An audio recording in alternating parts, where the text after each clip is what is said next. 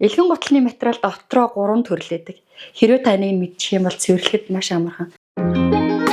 За тэгмэд элгэн материалын дотроо 3 янз байгаа. Нэг нь болохоор сортой элэг. Энийг болохоор ингээ хумсаараа өрөөд үзэнгүүт ингээд баг зэрэг нөхсөн сөсийгөө босчдаг. За торгон элэг болгонгууд ингээ гарт маш зөөлхөн мэдрэгддэг ингээд өс нь харагдахгүй ингээ гарын аясаар нэг тал руу нилэн гут налаад нэг тал руу нилэн гут ингээд гоё өс нь босоод идэг.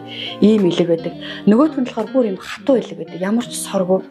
За тэр болохоор ширүүн хатуу хэрнээ ингээд нөгөө өс нь бол ингээд гар дагаж намирдгөө. Тэгсээр нь ингээ барихаар жоохон хатуу байдаг. Энэ гурвын материалаас хамаарат арчилгаан 3 өөр байдаг. Жишээ нь торгон элгийг ширүүн тийм өстэй сайтгаар өрж болдог. Өстэй сайтгаар өрхөл юм бол хамаг өс нь ингээ зулгараад мух олчдаг.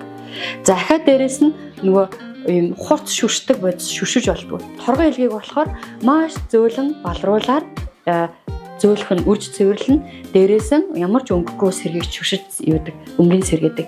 За сортой юм хатуу элгийг болохоор шууд хөөсөн цэвэрлэгч ч юм уу ширүүн юм өстэй сайтгаар сайхан шороотаасын цэвэрлж агаад тийм өнгөтэй шүшгчээр шүшээд өнгийн сэргээч болдог. За хэрвээ таны гутал бүр соргүй юм хатуу элэг байх юм бол тийм гутлыг зөвхөн балруулал цэвэрлэж болно. Хуурай цэвэрлэгээ хийнэ гэсэн өөрөөр хэлбэл.